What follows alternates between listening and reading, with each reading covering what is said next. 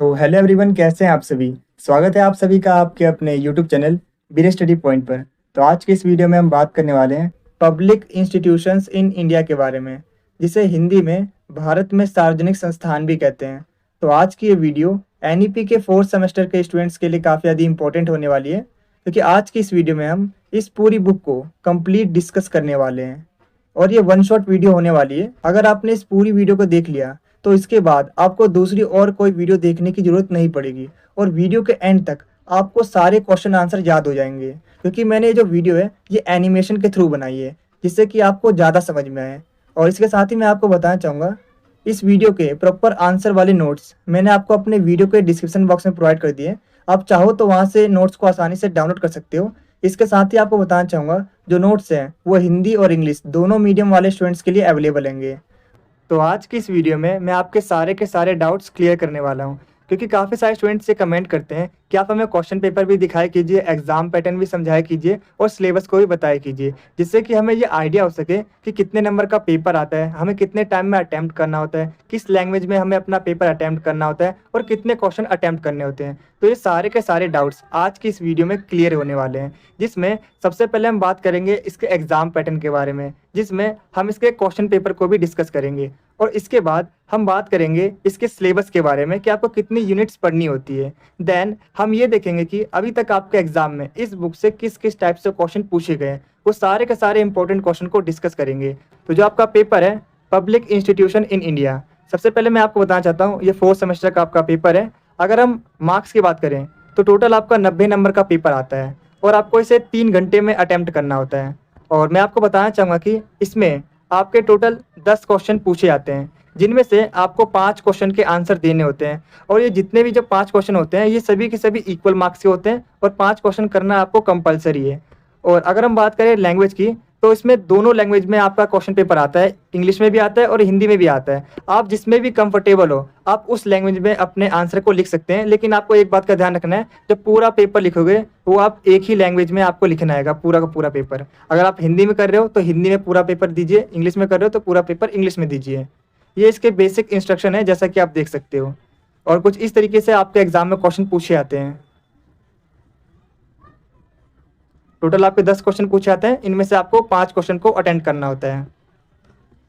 तो ये तो हमने देख लिया इसके एग्जाम पैटर्न के बारे में। और जो लास्ट क्वेश्चन आता है वो टिप्पणी में पूछा जाता है, यानी जो शॉर्ट नोट होते हैं उसमें पूछे जाते हैं, जैसे कि आप देख सकते हो। तो अब हम बात करते हैं इसके सिलेबस के बारे में। इसका हमने एग्जाम पैटर्न तो समझ लिया, अब इसके सिलेबस को समझते हैं कि कितने यूनिट आपको पढ़नी होती है।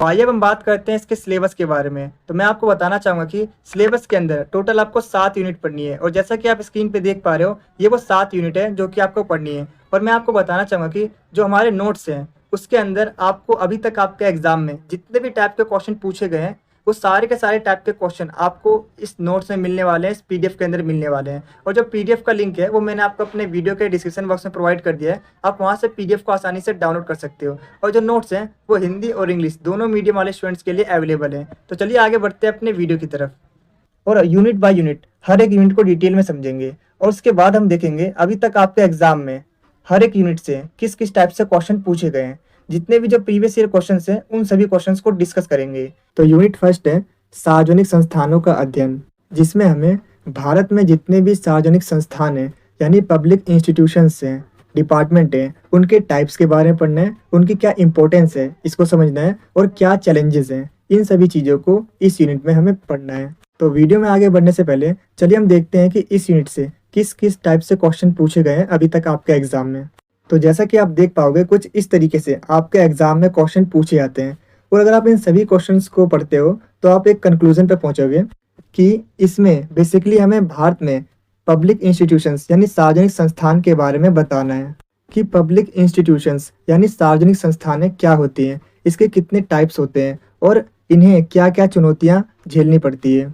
तो मैं आपको बता दूं कि सरकारी अस्पताल, सरकारी स्कूल, पंचायत कार्यालय, चुनाव आयोग, ये सभी सार्वजनिक संस्थान यानी पब्लिक इंस्टीट्यूशंस होते हैं। मतलब ऐसे संस्थान जो जनता के लिए, जनता के पैसों से, जनता की सेवा के लिए बनाए गए होते हैं, इनको ही हम कहते हैं पब्लिक इंस्टीट्यूशंस यानी सार्वजनिक संस्थान।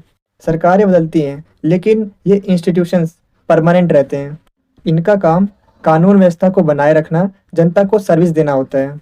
तो आइए हम बात करते हैं हमें अपने आंसर्स को एग्जाम में किस तरह से प्रेजेंट करना चाहिए सो दैट हम अच्छा स्कोर कर सकें अपने एग्जाम में।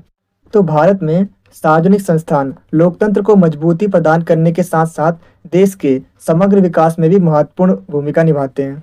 सार्वजनिक संस्थाएं यानी पब्लिक इंस्टीट्यूशंस वह संस्थाएं हैं जो जनता की सेवा, कल्याण और न्याय सुनिश्चित करने के लिए स्थापित की जाती है।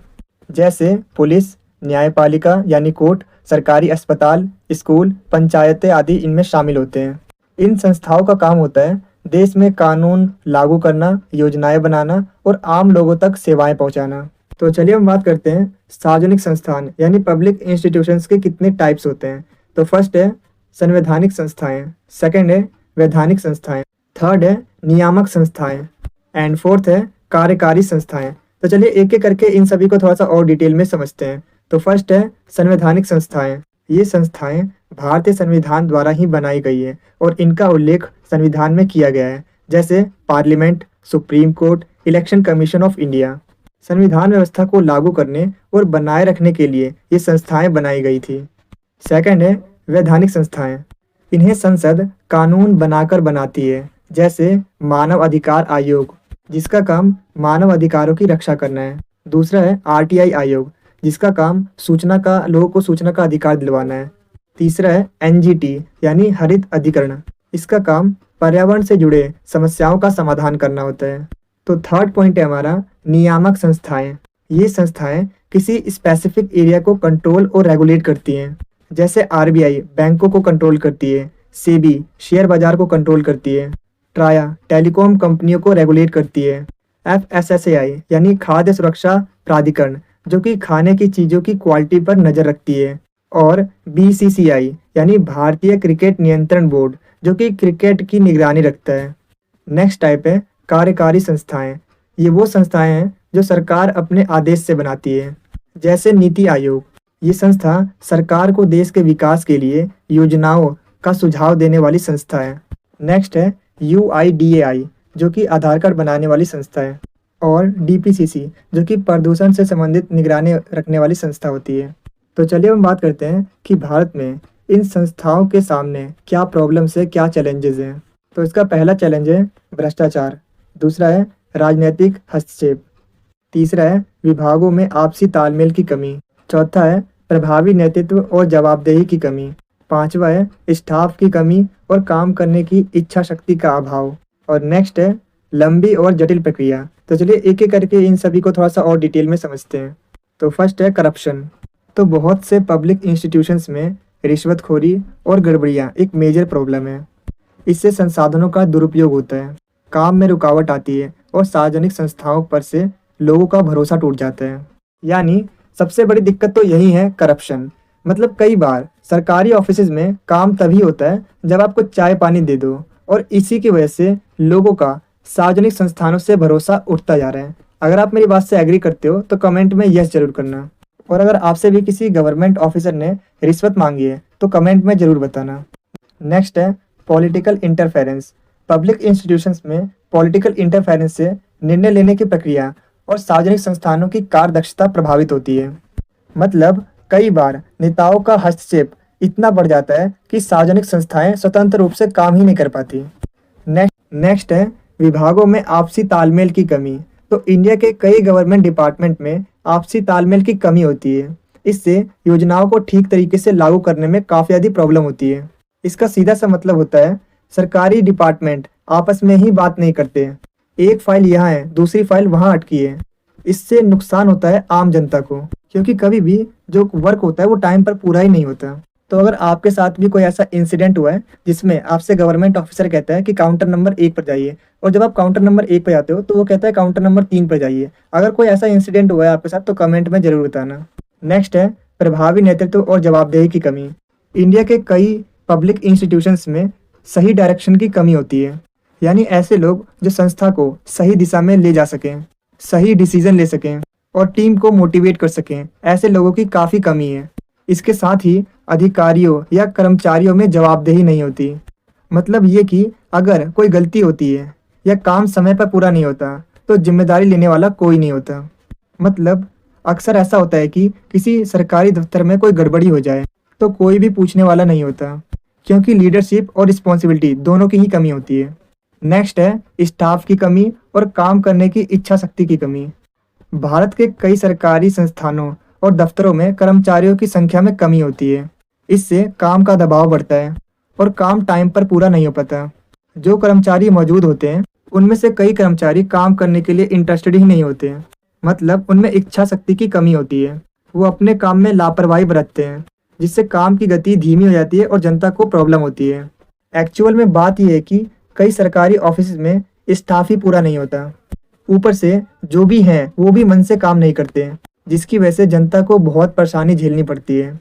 नेक्स्ट है लंबी और जटिल प्रक्रिया। भारत में कई सरकारी प्रक्रियाएं काफ़ी अधिक जटिल और समय लेने वाली होती है। आपको चाहे कोई प्रमाण पत्र बनवाना हो या लाइसेंस लेना हो या किसी योजना का लाभ लेना हो, हर काम के लिए कई तरह के फॉर्म, दस्तावेज, अनुमतियां और विभागों के चक्कर लगाने पड़ते हैं। इससे टाइम वेस्ट होता है और लोग परेशान होते हैं। तो चलिए हम बात करते हैं इसके कंक्लूजन की तरफ। इंडिया के पब्लिक इंस्टीट्यूशंस कंट्री की बैकबोन है, लेकिन इन्हें बेहतर तरीके से काम करने के लिए पारदर्शिता, जवाबदेही और कुशल संचालन की जरूरत है। और अगर इन चुनौतियों पर ध्यान दिया जाए, जनता की भलाई के लिए और भी अच्छे तरीके से काम कर सकती है। तो इस यूनिट से जो नेक्स्ट टाइप का आपके एग्जाम में क्वेश्चन पूछा जा सकता है वो भूमंडलीकरण पे पूछा जा सकता है कि भूमंडलीकरण यानी वैश्वीकरण में सार्वजनिक क्षेत्र का क्या योगदान रहा, इसके बारे में बताइए। तो चलिए हम समझते हैं कि भूमंडलीकरण में सार्वजनिक क्षेत्र का क्या योगदान रहा। जब 1991 में इंडिया में वैश्वीकरण की शुरुआत हुई, तब यह डर था कि भारत के अपनी इंडस्ट्री पीछे न रह जाए, लेकिन ऐसा नहीं हुआ। हमारे पब्लिक सेक्टर ने उस टाइम पर बड़ी भूमिका निभाई। तो चलिए हम थोड़ा सा और डिटेल में समझते हैं कि भूमंडलीकरण में सार्वजनिक क्षेत्र का क्या योगदान रहा। तो फर्स्ट है बुनियादी ढांचे का निर्माण, सेकंड है आर्थिक विकास की आधारशिला, थर्ड है विदेशी निर्भरता में कमी, फोर्थ है रोजगार सृजन और सामाजिक सुरक्षा, एंड फिफ्थ है स्थानीय संसाधनों का उपयोग। तो आइए एक एक करके इन सभी को थोड़ा सा और डिटेल में समझते हैं। तो फर्स्ट है बुनियादी ढांचे का निर्माण। जब भारत आज़ाद हुआ तब हमारे पास बड़ी फैक्ट्रियां, मशीनें, बिजली और परिवहन जैसी आधारभूत चीज़ें की बहुत कमी थी। सार्वजनिक क्षेत्र की कंपनियों ने बिजली, पानी, परिवहन और दूर संचार जैसी सुविधाएं उपलब्ध कराई। सरकार ने भारी उद्योगों की फैक्ट्रियां लगाई, बिजली घर, इस्पात संयंत्र और रेलवे का विस्तार किया। नेक्स्ट है आर्थिक विकास की आधारशिला। सार्वजनिक क्षेत्र की कंपनियों ने भारी उद्योग, इस्पात, ऊर्जा और परिवहन जैसे क्षेत्रों में निवेश कर भारत के औद्योगिक विकास की नींव रखी। मतलब सार्वजनिक क्षेत्र ने इंडिया में इंडस्ट्रियल ग्रोथ को स्टार्ट किया। स्टील, पावर, ट्रांसपोर्ट सब कुछ इन्हीं के दम पर आगे बढ़ा। नेक्स्ट है विदेशी निर्भरता में कमी। सार्वजनिक क्षेत्र की कंपनियों ने इन जरूरी क्षेत्रों में खुद उत्पादन शुरू किया ताकि भारत को किसी दूसरे पर निर्भर ना रहना पड़े। जैसे रक्षा क्षेत्र में हिंदुस्तान एरोनॉटिक लिमिटेड जो कि लड़ाकू विमान और हेलीकॉप्टर बनाता है, DRDO संस्था जो कि रक्षा तकनीकों पर काम करता है, पेट्रोलियम और ऊर्जा क्षेत्र में oil and natural gas corporation खुद तेल निकालने लगा। इस्पात और भारी उद्योग में steel authority of India limited जो कि भारत का सबसे बड़ा स्टील निर्माता है। इसका मतलब ये है कि पहले हम सब कुछ बाहर से लेते थे, लेकिन इन जैसी कंपनियों ने ये सभी चीज़ें इंडिया में ही बनाना शुरू कर दिया। इससे हम आत्मनिर्भर बने। नेक्स्ट है रोजगार सृजन और सामाजिक सुरक्षा। जब सार्वजनिक उपक्रमों की स्थापना हुई तो सरकार ने बड़ी बड़ी फैक्ट्रियां खोली, जैसे इस्पात, बिजली, तेल और रक्षा। और इन सार्वजनिक क्षेत्र में बड़े पैमाने पर लाखों लोगों को नौकरियां मिली। और पब्लिक सेक्टर ने अपने कर्मचारियों को सिर्फ सैलरी ही नहीं दी थी, बल्कि कर्मचारियों को पेंशन और स्वास्थ्य सुविधा देते थे। आसान भाषा में कहे तो पब्लिक सेक्टर ने सिर्फ नौकरियां ही नहीं दी, बल्कि पेंशन, हेल्थ केयर और सिक्योरिटी भी दी। नेक्स्ट है स्थानीय संसाधनों का उपयोग। सार्वजनिक क्षेत्र ने स्थानीय कच्चे माल और मानव संसाधन का उपयोग कर उद्योगों को स्थानीय स्तर पर विकसित किया। मतलब सार्वजनिक उपक्रमों ने लोकल मटेरियल और लोकल टैलेंट को यूज करके पूरे देश में इंडस्ट्रियल नेटवर्क को खड़ा कर दिया। तो आइए अब हम बात करते हैं इसके कंक्लूजन के बारे में। तो सार्वजनिक संस्थान देश की प्रगति की नींव है, जिन्हें पारदर्शिता और दक्षता से और भी ज़्यादा मजबूत किया जा सकता है। अगर आपको इस वीडियो के प्रॉपर आंसर वाले नोट्स चाहिए तो नोट्स का लिंक मैंने डिस्क्रिप्शन में डाल रखा है, आप वहां से नोट्स को डाउनलोड कर सकते हैं। नोट्स आपको हिंदी और इंग्लिश दोनों मीडियम में मिल जाएंगे। अगर आपको ये वीडियो अच्छी लग रही है तो आप इसे लाइक, शेयर और कमेंट जरूर करें, क्योंकि जब आप लाइक करते हो तो हमें मोटिवेशन मिलता है ऐसी और बहुत सी वीडियोस बनाने के लिए। और जब आप वीडियो को शेयर करते हो तो जैसे कि आपको पता ही होगा, नॉलेज बांटने से बढ़ती है। और जब आप हमारी वीडियो पर कमेंट करते हो तो हमें ये पता चलता है कि हम अपनी वीडियो में और क्या इम्प्रूव कर सकते हैं। और मैं आपको बता दूं कि 5 मिनट की वीडियो को बनाने में काफ़ी मेहनत और 1 से 2 घंटे का समय लगता है।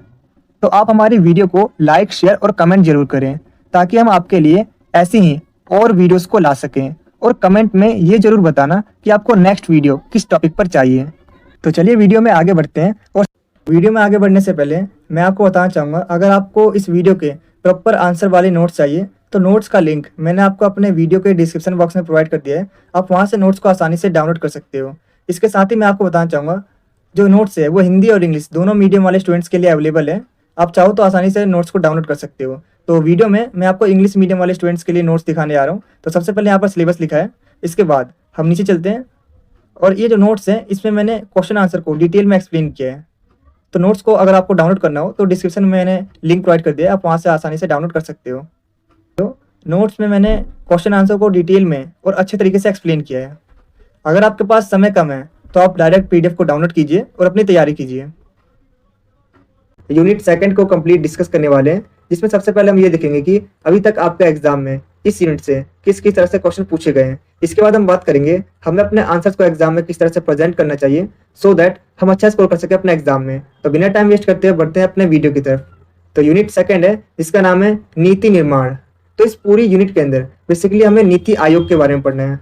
तो आइए सबसे पहले हम देखते हैं कि इस यूनिट से अभी तक आपके एग्जाम में किस तरह से क्वेश्चन पूछे गए हैं। तो जैसा कि आप देख पा रहे होंगे, कुछ इस तरीके से आपके एग्जाम में क्वेश्चन पूछे जाते हैं इस यूनिट से। और अगर आप इन सभी क्वेश्चन को पढ़ते हो तो आप एक कंक्लूजन पर पहुंचोगे कि इन सभी क्वेश्चंस में बेसिकली आपको बताना होता है कि आखिर ये नीति आयोग होती क्या है, इसके क्या ऑब्जेक्टिव हैं, क्या उद्देश्य है और इसकी स्टार्टिंग कैसे हुई थी। इसके अलावा इसके क्या फंक्शंस हैं, क्या काम होते हैं और इसके क्या उपलब्धियां हैं, इनके बारे में बताइए। तो चलिए अब हम समझते हैं आखिर नीति आयोग होती क्या है। तो मैं आपको बता दूं कि नीति आयोग एक स्वतंत्र संस्था है जिसके माध्यम से भारत में पॉलिसीज बनाई जाती है। इसके साथ ही नीति आयोग को राष्ट्रीय भारत परिवर्तन संस्था यानी national institutions for transforming India के नाम से भी जाना जाता है, जिसे 1 जनवरी 2015 को स्थापित किया गया था।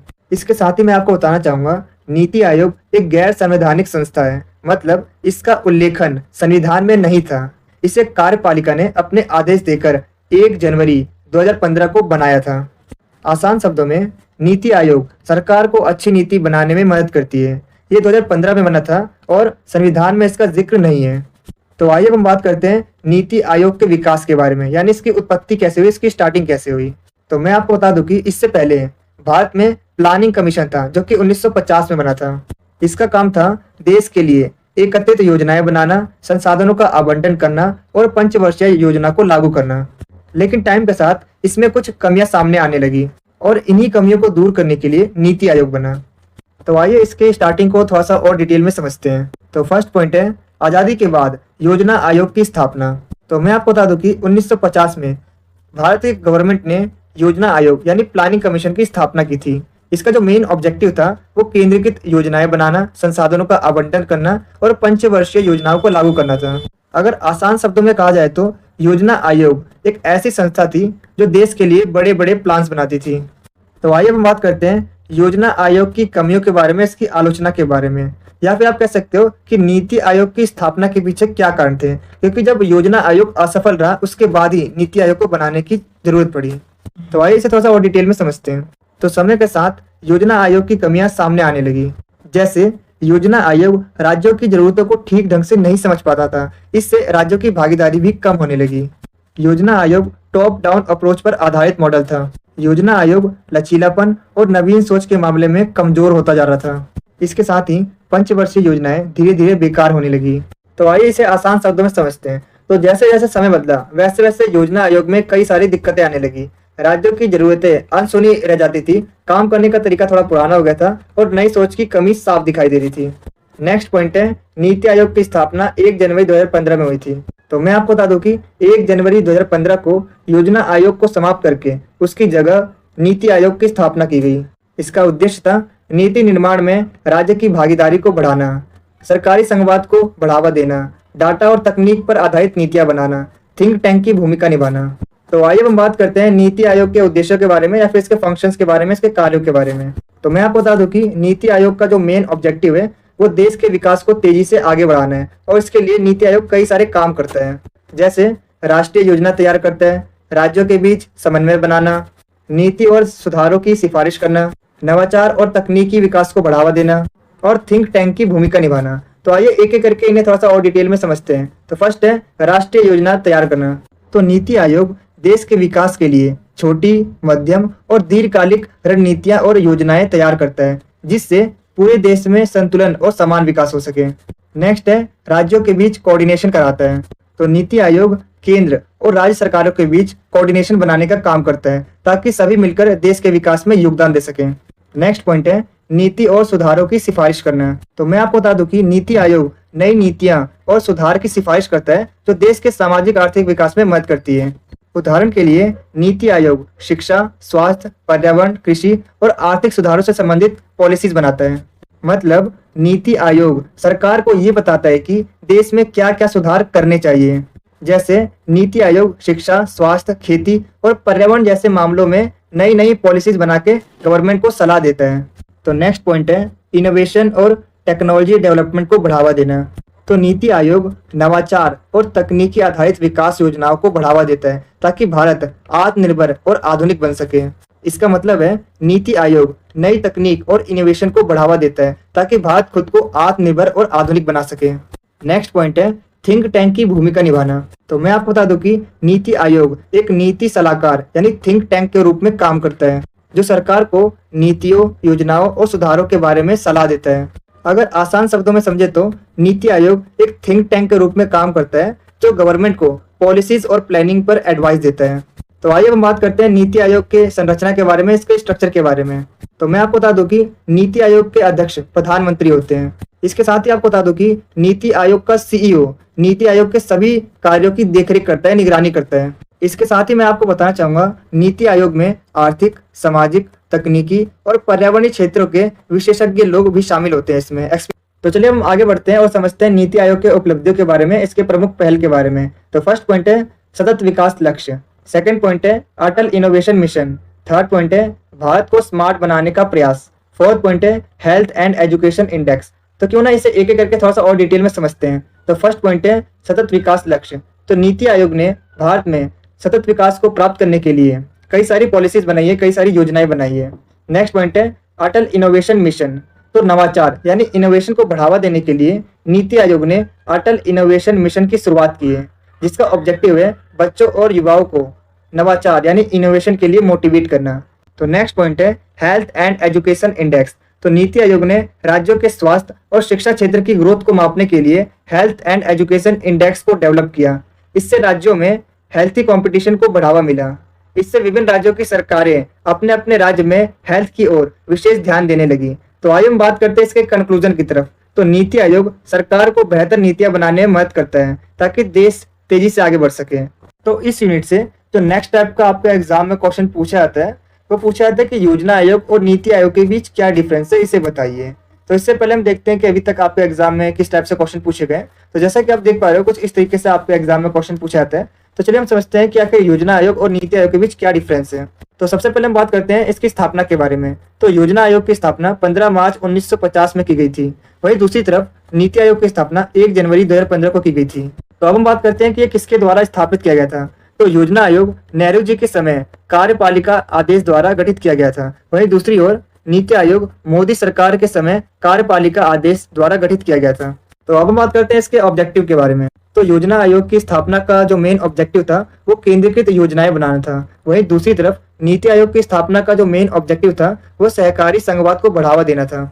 नेक्स्ट पॉइंट है सहकारी संघवाद। योजना आयोग में राज्यों की भागीदारी ना के बराबर थी, जिसकी वजह से देश का संतुलित विकास नहीं हो पा रहा था। वहीं दूसरी तरफ नीति आयोग में राज्यों को नीति निर्माण में भागीदार बनाया गया है, ताकि केंद्र और राज्य दोनों मिलकर नीतियां बनाए, तभी देश का संतुलित विकास होगा।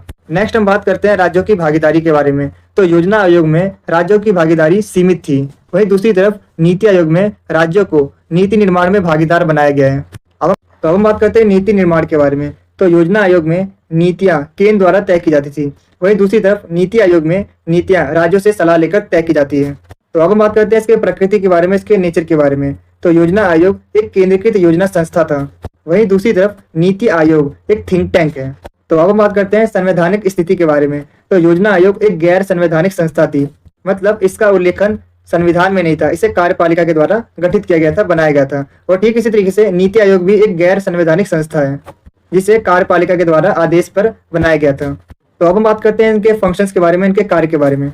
तो मैं आपको बता दूं कि योजना आयोग का जो मुख्य कार्य था वो पंचवर्षीय योजनाएं बनाना और संसाधनों का आवंटन करना था। वहीं दूसरी तरफ नीति आयोग का जो मुख्य काम है वो नीति पर सुझाव देना और इनोवेशन को बढ़ावा देना है।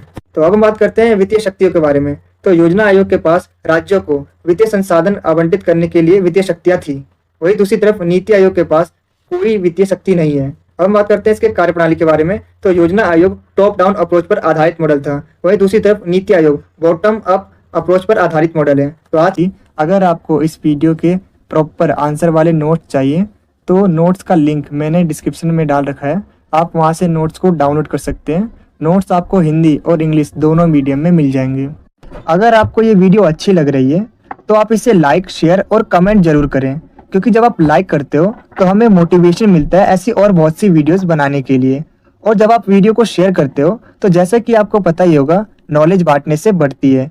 और जब आप हमारी वीडियो पर कमेंट करते हो तो हमें ये पता चलता है कि हम अपनी वीडियो में और क्या इम्प्रूव कर सकते हैं। और मैं आपको बता दूं कि 5 मिनट की वीडियो को बनाने में काफ़ी मेहनत और 1 से 2 घंटे का समय लगता है।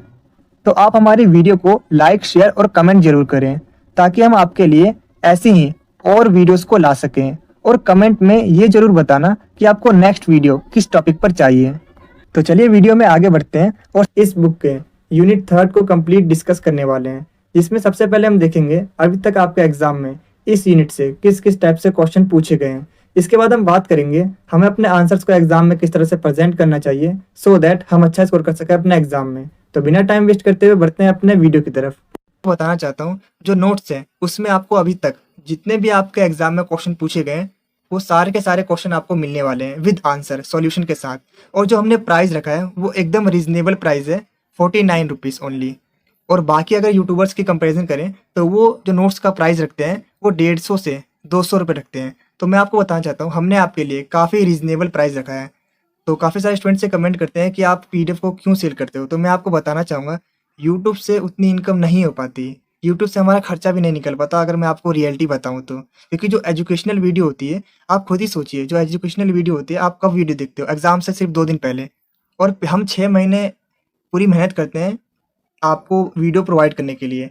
और जो भी स्टूडेंट्स होता है वो 2 से 3 दिन पहले वीडियो देखता है, उसके बाद फिर 6 महीने कोई नहीं दिखता। ये रियलिटी है। और उस 6 महीने तक कोई भी इनकम नहीं आती।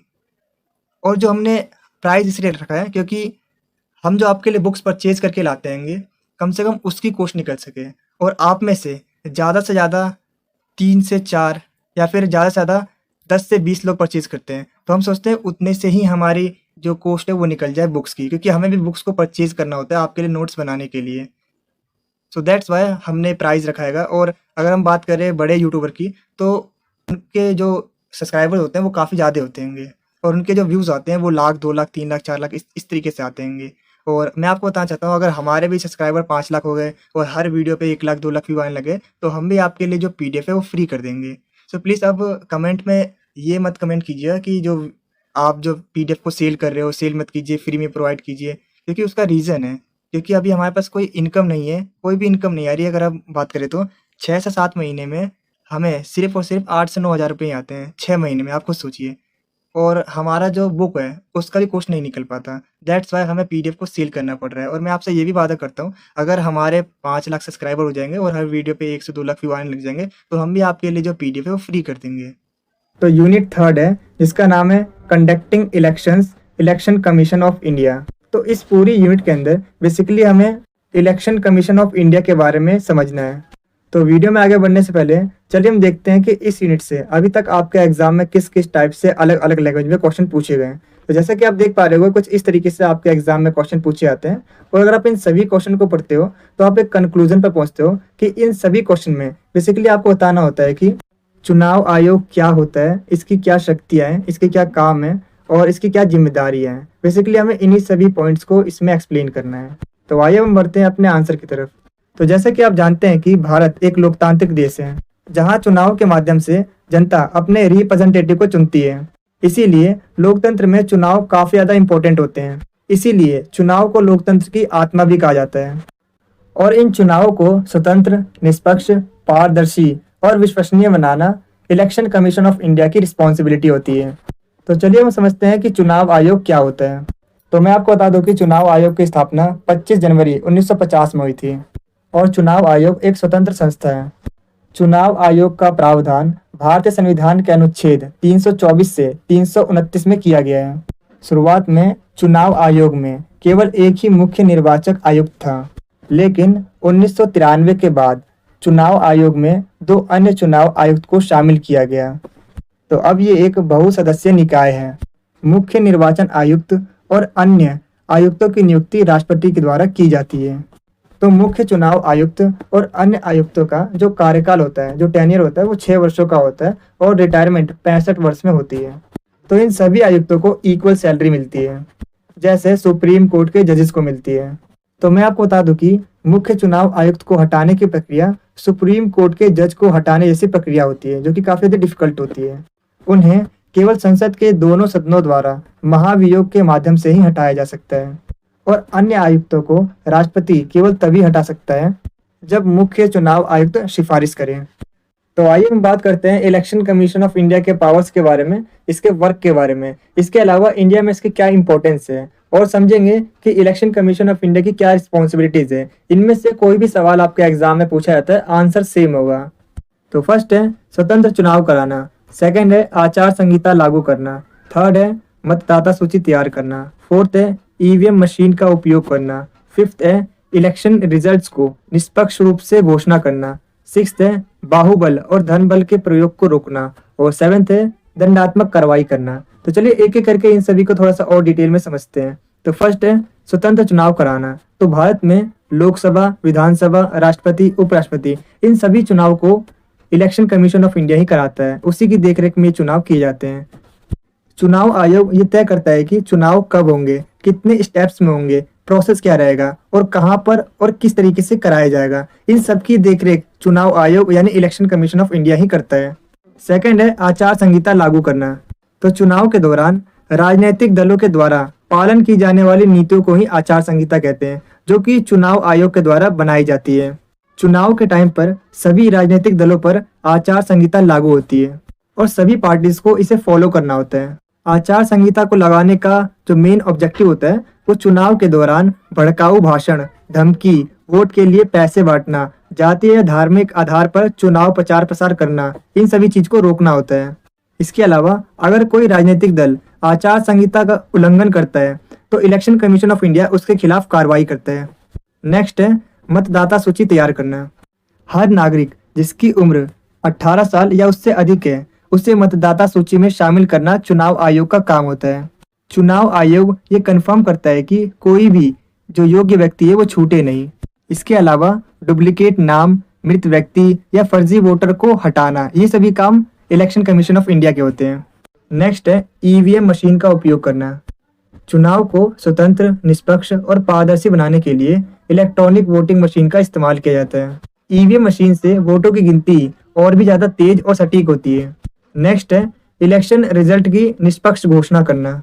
जब वोटिंग कंप्लीट हो जाती है तो चुनाव आयोग सभी वोटों की गिनती करता है और बिना किसी के दबाव में निष्पक्ष और सही इलेक्शन रिजल्ट को घोषित करता है। नेक्स्ट है बाहुबल और धन बल के प्रयोग को रोकना। चुनाव आयोग चुनाव में बाहुबल और धन बल पर निगरानी रखता है और ये देखता है कि कोई उम्मीदवार गैर कानूनी ढंग से पैसे, शराब या उपहार बांटकर वोट न ले। नेक्स्ट पॉइंट है दंडात्मक कार्रवाई करना। अगर कोई पार्टी चुनाव के नियमों को तोड़ता है तो चुनाव आयोग उसे नोटिस भेज सकता है या चुनाव में कैंडिडेट के रूप में उसकी मान्यता को रद्द कर सकता है। तो आइए हम बात करते हैं इंडिया में इलेक्शन कमीशन ऑफ इंडिया के सामने क्या क्या चैलेंजेस हैं, क्या क्या चुनौतियां हैं। तो इसकी पहली चुनौती है धन बल और बाहुबल का बढ़ता प्रभाव। इसकी दूसरी चुनौती है चुनाव खर्च पर नियंत्रण की आवश्यकता। इसकी तीसरी चुनौती है चुनावी आचार संहिता का उल्लंघन। इसकी चौथी चुनौती है सोशल मीडिया पर फेक न्यूज और चुनावी ध्रुवीकरण। इसकी पांचवी चुनौती है चुनाव आयोग की निष्पक्षता पर कभी कभी सवाल उठाना। इसकी छठी चुनौती है फर्जी मतदाता और पहचान की समस्या। तो आइए हम बात करते हैं इसके कंक्लूजन की तरफ। तो भारत का चुनाव आयोग हमारे लोकतंत्र को मजबूत और भरोसेमंद बनाता है। इसका ईमानदार और स्वतंत्र काम ही निष्पक्ष चुनाव की असली गारंटी है। तो आज यूनिट 4 को कंप्लीट डिस्कस करने वाले हैं, जिसमें सबसे पहले हम देखेंगे अभी तक आपके एग्जाम में इस यूनिट से किस किस तरह के क्वेश्चन पूछे गए। इसके बाद हम बात करेंगे हमें अपने आंसर्स को एग्जाम में किस तरह से प्रेजेंट करना चाहिए सो दैट हम अच्छा स्कोर कर सके अपने एग्जाम में। तो बिना टाइम वेस्ट करते हुए बढ़ते हैं अपने वीडियो की तरफ। तो यूनिट 4 है जिसका नाम है नागरिकों को सुरक्षित करना। तो इस पूरी यूनिट के अंदर बेसिकली आपको पुलिस के बारे में पढ़ना है कि पुलिस की क्या पावर होती है, पुलिस के क्या काम होते हैं और भारत में पुलिस व्यवस्था में सुधार की क्यों जरूरत है। बेसिकली इन्हीं चीजों को आपको अच्छे से समझना है और यहीं से आपके एग्जाम में भी क्वेश्चन पूछे जाते हैं। तो चलिए हम देखते हैं कि अभी तक आपके एग्जाम में इस यूनिट से किस किस तरह के क्वेश्चन पूछे गए हैं। तो जैसा कि आप देख पाओगे कुछ इस तरीके से आपके एग्जाम में क्वेश्चन पूछे जाते हैं और अगर आप इन सभी क्वेश्चंस को पढ़ते हो तो आप एक कंक्लूजन पर पहुंचोगे कि इसमें हमें भारत में पुलिस और दंड न्याय प्रणाली के बारे में बताना है। इसके साथ ही हमें ये बताना है कि भारत में पुलिस व्यवस्था सुधार क्यों जरूरी है। तो चलिए इसे शुरू करते हैं। तो चलिए सबसे पहले हम बात करते हैं पुलिस व्यवस्था के उत्पत्ति के बारे में, यानी इसकी स्टार्टिंग के बारे में। तो मैं आपको बताना चाहूंगा पुलिस व्यवस्था की जो स्टार्टिंग है वो एशियन टाइम में हुई थी और ब्रिटिश टाइम पीरियड में इंडिया में पुलिस संगठन का तेजी से विकास हुआ। इसके साथ ही आज़ादी के बाद भारतीय पुलिस सेवा यानी IPS की स्थापना हुई। और इसके साथ ही मैं आपको बताना चाहूंगा ये जो पुलिस शब्द है इसकी उत्पत्ति ग्रीक शब्द पॉलिस और लैटिन शब्द पॉलिटिया से हुई है। इसका मतलब होता है शहर और राज्य की व्यवस्था।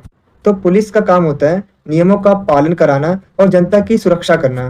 तो आइए हम बात करते हैं पुलिस की परिभाषा के बारे में। तो पुलिस का तात्पर्य उस संगठन से है जो कानून व्यवस्था बनाए रखने के लिए अधिकारियों और कर्मचारियों के माध्यम से काम करता है। इसका मेन ऑब्जेक्टिव समाज में शांति बनाए रखना, अपराधों को रोकना और नागरिकों की रक्षा करना होता है। ऑक्सफोर्ड डिक्शनरी के अनुसार पुलिस एक ऐसी व्यवस्था है जो कानून को लागू करती है और व्यवस्था बनाए रखने में मदद करती है। तो आइए हम बात करते हैं दंड न्याय प्रणाली के बारे में, जिसे क्रिमिनल जस्टिस सिस्टम भी कहते हैं। तो ये एक ऐसी व्यवस्था है जो अपराध के मामले में न्याय करती है। तो मैं आपको बताना चाहूंगा क्रिमिनल जस्टिस सिस्टम के 3 अंग होते हैं। पहला पुलिस, दूसरा न्यायालय और तीसरा कारागार प्रणाली। इसमें पुलिस का काम होता है अपराध की जानकारी लेना यानी FIR लिखना, जांच करना, अपराधी को गिरफ्तार करना। और न्यायालय का काम होता है सबूतों के आधार पर मुकदमा चलाना और दोषी को सजा देना या बरी करना। और इसके अलावा कारागार प्रणाली का काम होता है दोषी को दी गई सजा को लागू करना। अगर मैं एग्जाम्पल की बात करूं तो जैसे अपराधी को जेल में डालना है या फिर उसे सुधार गृह में भेजना है, ये सभी काम कारागार प्रणाली करती है। इसका मेन ऑब्जेक्टिव होता है समाज में कानून का शासन बनाए रखना और अपराधियों को सजा देना। तो चलिए हम बात करते हैं पुलिस की शक्तियों और कार्यों के बारे में, यानी पुलिस के क्या पावर्स होते हैं और क्या फंक्शंस होते हैं, उन्हें थोड़ा सा और डिटेल में समझते हैं। तो फर्स्ट है कानून व्यवस्था को बनाए रखना, सेकंड है FIR दर्ज करना और जांच करना, थर्ड है अपराध की जांच और साक्ष्य एकत्र करना, फोर्थ है अपराधी की गिरफ्तारी, फिफ्थ है न्यायालय में चार्जशीट देना और सिक्स्थ है सामाजिक सुरक्षा प्रदान करना, 7 है दंडात्मक कार्रवाई करना और 8 है आपदा प्रबंधन में भागीदारी। तो चलिए एक एक करके इन सभी को थोड़ा सा और डिटेल में समझते हैं। तो फर्स्ट है कानून व्यवस्था को बनाए रखना। तो सार्वजनिक शांति और कानून व्यवस्था को बनाए रखना पुलिस की प्राथमिक जिम्मेदारी होती है।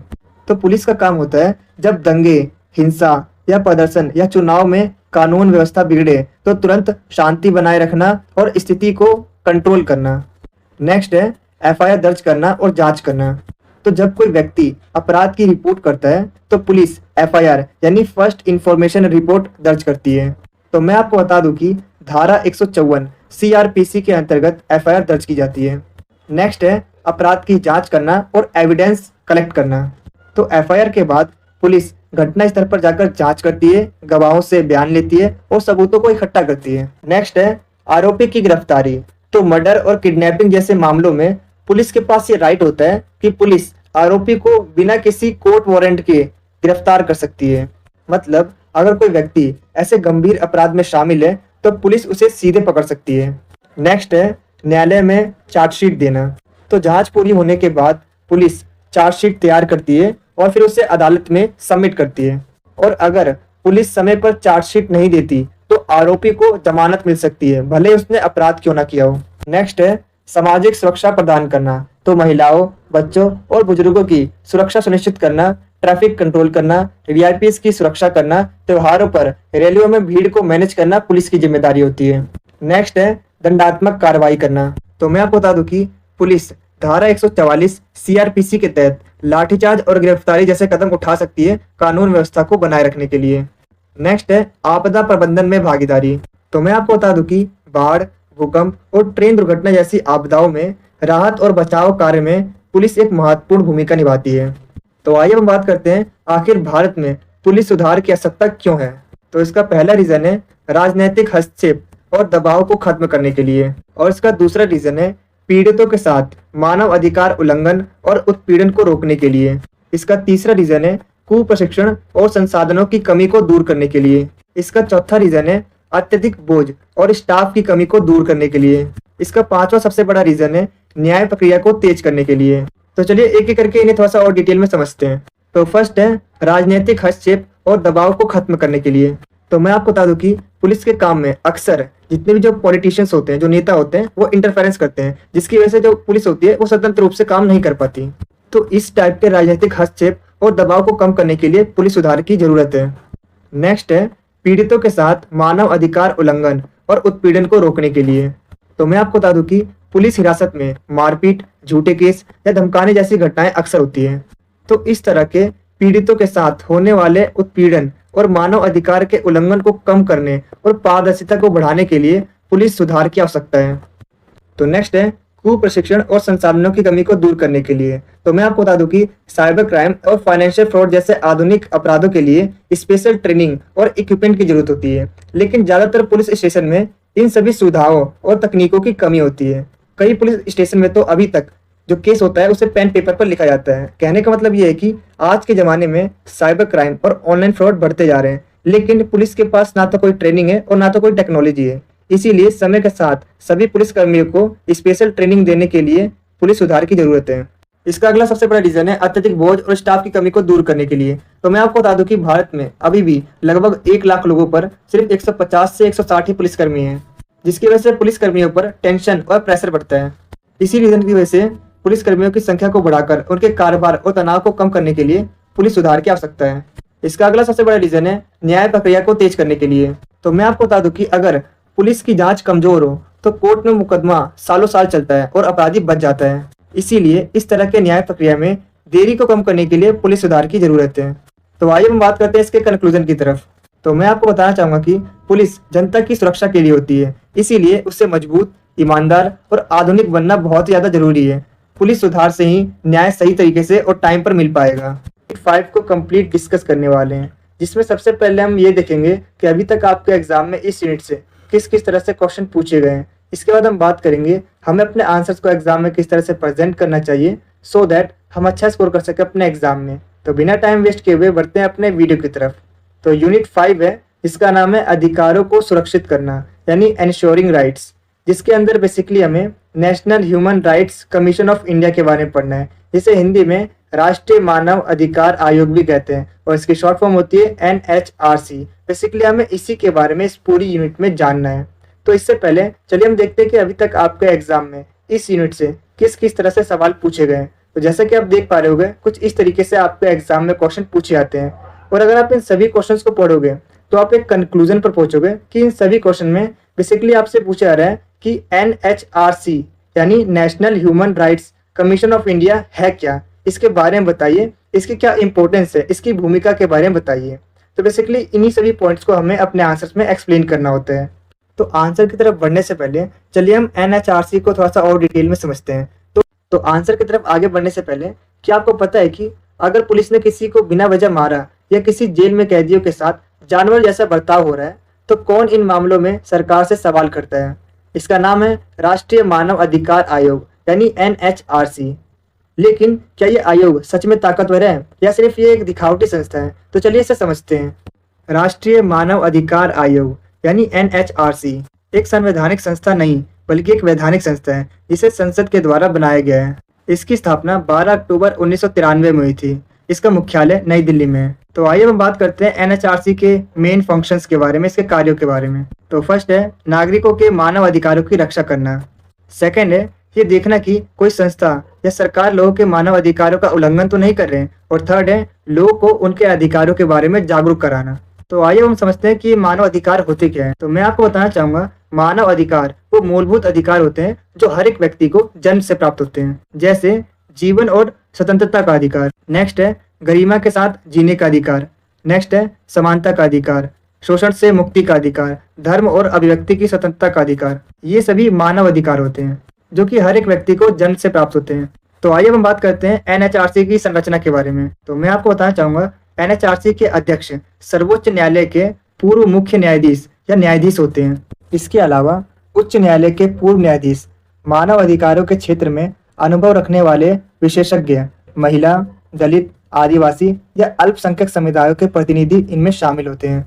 और मैं आपको बताना चाहूंगा, इन सभी सदस्यों की नियुक्ति राष्ट्रपति के द्वारा की जाती है। तो आइए हम बात करते हैं इनके कार्यकाल के बारे में, इनके टेन्योर के बारे में। तो 3 वर्ष का इनका टेन्योर होता है और जो इनका रिटायरमेंट होता है वो 70 साल की आयु में रिटायरमेंट होता है। तो चलिए हम बात करते हैं एनएचआरसी के कार्य के बारे में, इसके फंक्शंस के बारे में। तो फर्स्ट पॉइंट है मानव अधिकार उल्लंघन की शिकायतों की जांच करना। जब किसी व्यक्ति के मानव अधिकारों का उल्लंघन होता है, जैसे पुलिस जबरदस्ती मारती है, किसी महिला के साथ बलात्कार होता है, किसी के साथ भेदभाव किया जाता है, तो एनएचआरसी उस घटना की जांच करती है। नेक्स्ट पॉइंट है सरकार को सिफारिश देना। अब इसका क्या मतलब होता है? तो जब एनएचआरसी किसी केस की जांच करता है और उसे ये लगता है कि सच में किसी व्यक्ति के साथ उसके मानव अधिकारों का उल्लंघन हुआ है, तो एनएचआरसी सीधे सरकार को सलाह देता है कि इस मामले में ये काम करना चाहिए। उदाहरण के लिए एक युवक की पुलिस हिरासत में मौत हो गई, तो इसमें एनएचआरसी कहेगा मामले की निष्पक्ष जांच हो और उसके परिवार को 10 लाख का मुआवजा भी दिया जाए। इसका थर्ड पॉइंट है शिक्षा और जागरूकता बढ़ाना।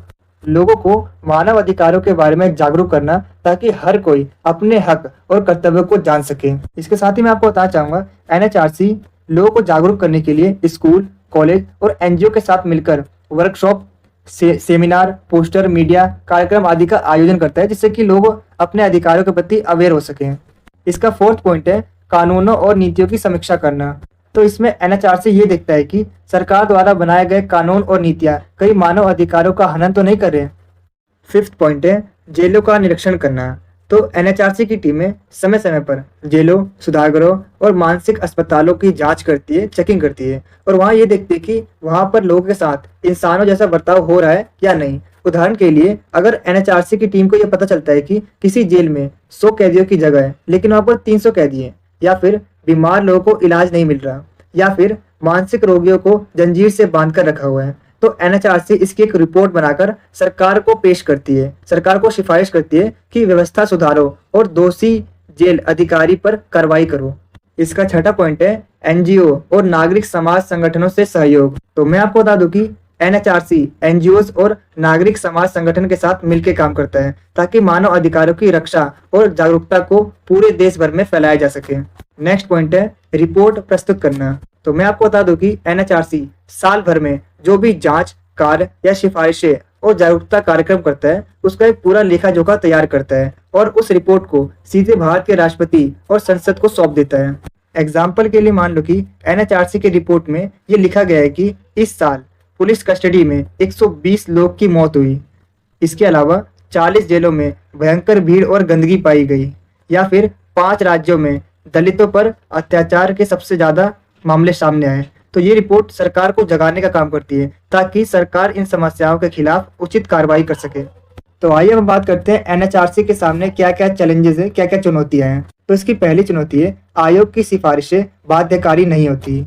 इसका दूसरा सबसे बड़ा चैलेंज है मानव अधिकार आयोग में स्टाफ और संसाधनों की कमी होती है। इसकी तीसरी लिमिटेशन है आयोग के पास खुद से सजा देने या अदालत में मामला चलाने की पावर नहीं होती। तो चलिए एक एक करके इन्हें थोड़ा सा और डिटेल में समझते हैं कि अगर आपको इस वीडियो के प्रॉपर आंसर वाले नोट्स चाहिए तो नोट्स का लिंक मैंने डिस्क्रिप्शन में डाल रखा है, आप वहां से नोट्स को डाउनलोड कर सकते हैं। नोट्स आपको हिंदी और इंग्लिश दोनों मीडियम में मिल जाएंगे।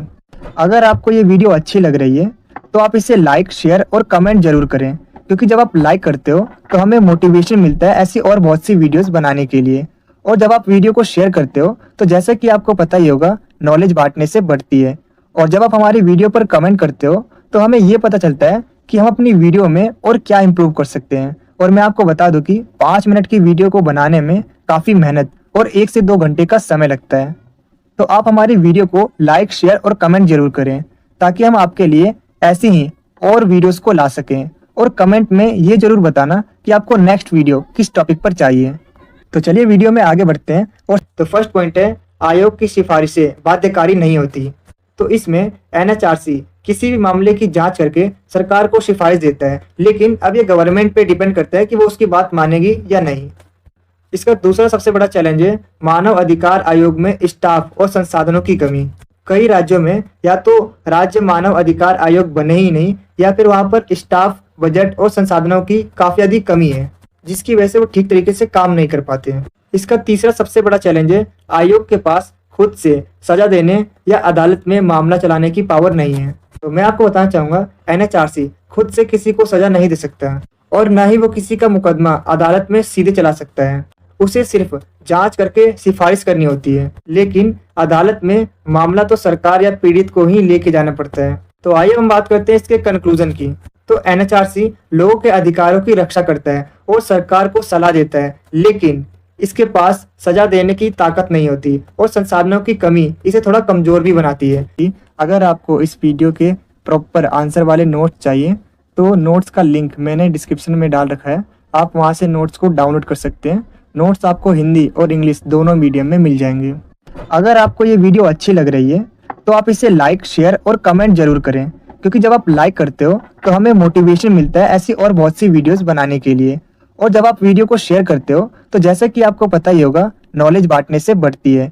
और जब आप हमारी वीडियो पर कमेंट करते हो तो हमें ये पता चलता है कि हम अपनी वीडियो में और क्या इम्प्रूव कर सकते हैं। और मैं आपको बता दूं कि 5 मिनट की वीडियो को बनाने में काफ़ी मेहनत और 1 से 2 घंटे का समय लगता है।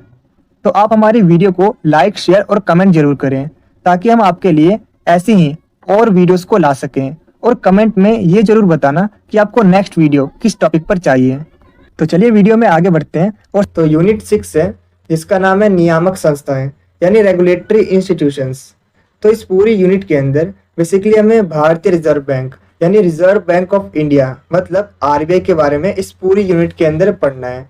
जब भी आप अपने वॉलेट से 500 रुपये का नोट निकालते हो तो उस पर छोटे अक्षरों में लिखा होता है भारतीय रिजर्व बैंक द्वारा गारंटीकृत। लेकिन क्या आपने कभी सोचा है कि भारतीय रिजर्व बैंक यानी RBI आखिर करता क्या है? तो आज हम RBI के काम, उसके उद्देश्यों और मौद्रिक स्थिरता में उसकी भूमिका को एकदम आसान भाषा में समझेंगे। लेकिन इससे पहले चलिए हम देखते हैं कि अभी तक आपके एग्जाम में इस यूनिट से किस किस टाइप से क्वेश्चन पूछे गए हैं। तो जैसे कि आप देख पाओगे, कुछ इस तरीके से आपके एग्जाम में क्वेश्चन पूछे जाते हैं। और अगर आप इन सभी क्वेश्चंस को पढ़ते हो तो आप एक कंक्लूजन पे पहुंचोगे कि इन सभी क्वेश्चंस में बेसिकली आपसे पूछा जा रहा है कि आखिर RBI है क्या, RBI के क्या काम है, उसके क्या उद्देश्य है और मौद्रिक स्थिरता में उसकी क्या भूमिका है, RBI का क्या रोल निभाता है, उसके बारे में एक्सप्लेन कीजिए। बेसिकली हमें इन्हीं सभी पॉइंट्स को एक्सप्लेन करना होता है। तो आइए हम आगे बढ़ते हैं अपने आंसर की तरफ। तो मैं आपको बता दूं कि RBI भारत का केंद्रीय बैंक है, जिसकी स्थापना भारतीय रिजर्व बैंक अधिनियम 1934 के तहत 1 अप्रैल 1935 में हुई थी। RBI का मेन हेडक्वार्टर मुंबई में है। 1949 में RBI का राष्ट्रीयकरण कर दिया गया और तब से ही ये भारतीय सरकार के अधिकार में है। RBI भारत की सर्वोच्च मौद्रिक संस्था है जो भारतीय अर्थव्यवस्था की मौद्रिक और वित्तीय व्यवस्था को कंट्रोल करता है। इसके लिए RBI कई सारी नीतियों और योजनाओं का निर्माण करता है और उसे लागू करता है। ये भारत सरकार और भारतीय अर्थव्यवस्था के लिए काफ़ी ज़्यादा इम्पोर्टेंट है, क्योंकि इसके द्वारा ही मुद्रा स्थिरता, बैंकिंग संरचना और वित्तीय समर्थन के लिए योगदान दिया जाता है। अगर सिंपल वर्ड्स में बताऊं तो RBI भारत का मेन बैंक है जो 1935 में स्थापित हुआ था और अब भारत सरकार के अंडर है। और ये देश की अर्थव्यवस्था को कंट्रोल करता है, मुद्रा स्थिरता बनाए रखता है, इसके अलावा बैंकिंग व्यवस्था को मजबूत करता है। तो आइए अब हम बात करते हैं RBI के ऑब्जेक्टिव के बारे में, या फिर RBI के क्या काम होते हैं, आखिर RBI करता क्या है, इसे थोड़ा सा और डिटेल में समझते हैं। तो फर्स्ट है मुद्रा जारी करना, सेकंड है बैंकों पर निगरानी रखना, थर्ड है सरकारी बैंकर, फोर्थ है लोन को कंट्रोल करना, फिफ्थ है हर गांव और इलाकों में बैंकिंग सुविधाएं पहुंचाना, और लास्ट है देश की अर्थव्यवस्था को मजबूत करना और सुरक्षित करना। तो चलिए एक एक करके इन सभी को थोड़ा सा और डिटेल में समझते हैं। तो फर्स्ट है मुद्रा जारी करना। तो भारत में करेंसी नोट्स को प्रिंट करने और डिस्ट्रीब्यूट करने का जो राइट है वो सिर्फ आरबीआई के पास है। नकली नोटों की रोकथाम और नोटों की गुणवत्ता की निगरानी आरबीआई ही करता है। अगर मैं एग्जांपल की बात करूं तो आरबीआई ने 2016 में 2000 और 500 के नए डिजाइन वाले नोट जारी किए। नेक्स्ट पॉइंट है बैंकों पर निगरानी रखना। तो आरबीआई को बैंकों का बैंक कहा जाता है, जो कि सभी बैंकों के काम पर निगरानी रखता है। आरबीआई सभी बैंकों को, जैसे पब्लिक बैंक्स हो, प्राइवेट बैंक्स हो, कॉर्पोरेट बैंक्स हो, सभी को लाइसेंस देने का काम करता है। अगला पॉइंट है सरकारी बैंकर। तो मैं आपको बता दूं कि आरबीआई भारत सरकार के लिए एक बैंक की तरह काम करता है। जब सरकार को आर्थिक मदद की जरूरत होती है तो आरबीआई गवर्नमेंट को लोन भी उपलब्ध कराता है। नेक्स्ट है लोन को कंट्रोल करना। तो आरबीआई लोन और इंटरेस्ट के रेट को डिसाइड करता है और उसे कंट्रोल करने का काम करता है, जिससे सभी को लोन मिल सके। तो नेक्स्ट पॉइंट है हर गांव और इलाकों में बैंकिंग सुविधाएं पहुंचाना। तो आरबीआई देश के हर कोने, गांव, कस्बे, दूर दराज इलाकों तक बैंकिंग सुविधाएं पहुंचाने का काम करता है, ताकि हर व्यक्ति को बैंक खाता, लोन और इंश्योरेंस जैसी सुविधाएं मिल सके। अगला पॉइंट है देश की आर्थिक व्यवस्था को मजबूत और सुरक्षित रखना। आरबीआई देश की आर्थिक व्यवस्था को संतुलित और मजबूत रखने का काम करता है, ताकि कोई भी वित्तीय संकट, जो फाइनेंशियल क्राइसिस होते हैं, जैसे भारी आर्थिक मंदी ना आ जाए। तो आइए हम बात करते हैं मौद्रिक स्थिरता को बनाए रखने में भारतीय रिजर्व बैंक यानी आरबीआई की क्या भूमिका है। तो आइए सबसे पहले हम बात करते हैं आखिर ये मौद्रिक स्थिरता का मतलब क्या होता है। तो मुद्रा स्थिरता का अर्थ है देश में मुद्रा की आपूर्ति, ब्याज की दरों और आर्थिक गतिविधियों को संतुलित करना। मतलब देश की अर्थव्यवस्था में ना तो ज्यादा महंगाई हो और ना ही आर्थिक मंदी हो। इसी को कहते हैं मौद्रिक स्थिरता को बनाए रखना। अगर एग्जाम्पल की बात करूं तो बाजार में ना तो ज्यादा पैसा हो और ना ही बहुत कम पैसा हो। तो आरबीआई का काम होता है मुद्रा स्थिरता को कंट्रोल करना, इसे बनाए रखना। तो आइए हम देखते हैं मौद्रिक स्थिरता को बनाए रखने में आरबीआई की क्या भूमिका है। तो फर्स्ट पॉइंट है मौद्रिक नीति बनाना। सेकंड पॉइंट है मौद्रिक नीति का संचालन करना। थर्ड पॉइंट है मुद्रा आपूर्ति को मैनेज करना। फोर्थ पॉइंट है महंगाई को काबू करना। और फिफ्थ पॉइंट है डिजिटल भुगतान को फास्ट और सिक्योर बनाना। और लास्ट पॉइंट है विदेशी मुद्रा को मैनेज करना। तो चलिए एक एक करके इन सभी को थोड़ा सा और डिटेल में समझते हैं। फर्स्ट पॉइंट है मौद्रिक नीति बनाना। आरबीआई मौद्रिक नीति बनाता है, मतलब देश में पैसे की मात्रा और ब्याज की दरों को नियंत्रित करने वाली नीतियों को ही मौद्रिक नीति कहते हैं। और जो आरबीआई है वो इन्हीं मौद्रिक नीति को बनाता है। तो आइए हम बात करते हैं मौद्रिक नीति के जो मेन ऑब्जेक्टिव हैं। इसका पहला ऑब्जेक्टिव है महंगाई को कंट्रोल करना, दूसरा है देश में आर्थिक विकास को बढ़ावा देना और तीसरा है ब्याज की दरों को तय करना। नेक्स्ट पॉइंट है मौद्रिक नीति का संचालन करना। तो आरबीआई देश में पैसे के फ्लो को नियंत्रित करने के लिए, कंट्रोल करने के लिए कुछ नियम कानून बनाता है, जैसे रेपो रेट और रिजर्व रेपो रेट। तो रेपो रेट का मतलब है बैंक आरबीआई से जिस दर पर पैसे उधार लेता है, और रिजर्व रेपो रेट है बैंक अपना फालतू पैसा आरबीआई के पास जिस दर पर जमा करता है। एग्जाम्पल के लिए अगर महंगाई बढ़ती है तो आरबीआई ब्याज दर को बढ़ा देता है ताकि लोन महंगे हो जाएं और लोग कम खर्च करें। अगर मंदी आती है तो ब्याज दर घटा देता है ताकि लोन सस्ते हो जाएं और खर्चे अधिक बढ़ें। नेक्स्ट पॉइंट है मुद्रा आपूर्ति का प्रबंधन करना। मार्केट में जरूरत से ज्यादा या कम कैश फ्लो ना हो, इससे मैनेज करने का काम आरबीआई करती है। अगला पॉइंट है महंगाई को काबू करना। आरबीआई का जो मेन ऑब्जेक्टिव है वो वस्तुओं और सेवाओं के दाम को स्थिर रखना है, ना ज्यादा बढ़े और ना ज्यादा घटे। नेक्स्ट पॉइंट है डिजिटल भुगतान को तेज और सुरक्षित बनाना। तो आरबीआई भारत में डिजिटल तरीकों से, जैसे यूपीआई और एनईएफटी से पैसे भेजने और लोन की व्यवस्था को तेज, आसान और सुरक्षित बनाने का काम करता है और धोखाधड़ी से बचाने के लिए नियम कानून बनाता है। तो मैं आपको बता दूं कि तेज और सुरक्षित लेन देन से कारोबार तेजी से बढ़ता है और देश की आर्थिक व्यवस्था मजबूत होती है। अगर सिंपल वर्ड्स में बताऊं तो आरबीआई यूपीआई और एनईएफटी जैसे डिजिटल सेवाओं को तेज और सुरक्षित बनाता है। इससे देश में व्यापार बढ़ता है और हमारी अर्थव्यवस्था मजबूत होती है। इसका अगला पॉइंट है विदेशी मुद्रा का प्रबंधन करना। तो मैं आपको बता दूं कि आरबीआई विदेशी मुद्रा बाजार को कंट्रोल करता है और इसके अलावा विनिमय दर को स्थिर बनाए रखने का काम करता है। मतलब रुपए की कीमतों को स्थिर रखने के लिए आरबीआई विदेशी मुद्रा को खरीदता और बेचता है। और इसके अलावा आरबीआई भारत की विदेशी मुद्रा भंडार की देखरेख भी करता है। अगर सिंपल वर्ड्स में बताऊं तो आरबीआई विदेशी मुद्रा बाजार को कंट्रोल करता है और मुद्रा भंडार की देखरेख करता है। तो चलिए हम बढ़ते हैं इसके कंक्लूजन की तरफ। तो आरबीआई भारत का मेन बैंक है जो 1935 में स्थापित हुआ था और अब भारत सरकार के अंडर है। इसके अलावा ये देश की अर्थव्यवस्था को कंट्रोल करता है, मुद्रा स्थिरता को बनाए रखता है और बैंकिंग सुविधाओं को और भी ज्यादा मजबूत करता है। तो यूनिट 7 है जिसका नाम है पारदर्शिता और उत्तरदायित्व। तो इस यूनिट में हमें केंद्रीय सतर्कता आयोग, जिसे सीवीसी भी कहते हैं, इसके बारे में पढ़ना है, जो भारत में भ्रष्टाचार को रोकने के लिए एक अहम भूमिका निभाता है। लेकिन क्या सीवीसी के पास असलियत में वो पावर है जो इसे भ्रष्टाचार को खत्म करने के लिए चाहिए? तो आइए इसे समझते हैं। तो इस वीडियो में हम सीवीसी की भूमिका, कार्य और कुछ अहम सीमाओं की चर्चा करेंगे। लेकिन इससे पहले चलिए हम देखते हैं कि इस यूनिट से अभी तक आपके एग्जाम में सीवीसी से किस किस तरह से क्वेश्चन पूछे गए हैं।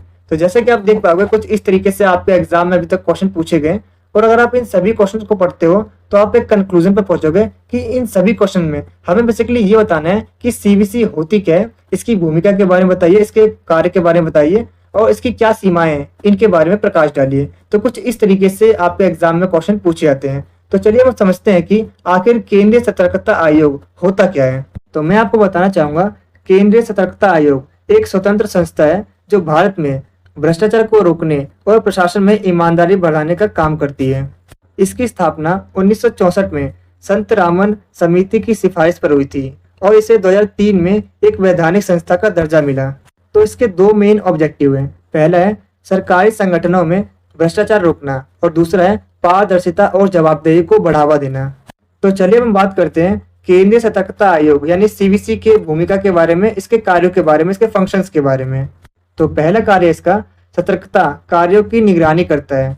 दूसरा है भ्रष्टाचार की जांच और सलाह देना। इसका तीसरा काम है सीबीआई को कंट्रोल करना। इसका चौथा काम है शिकायतों की जांच करना। इसका पांचवा काम है सतर्कता जागरूकता फैलाना। तो आइए एक एक करके इन सभी को थोड़ा सा और डिटेल में समझते हैं। तो फर्स्ट है सतर्कता कार्यों की निगरानी करना। तो केंद्रीय सतर्कता आयोग केंद्र सरकार के सभी मंत्रालयों, विभागों और सरकारी कंपनियों में भ्रष्टाचार से जुड़े सभी शिकायतों को देखती है और उन पर निगरानी रखती है।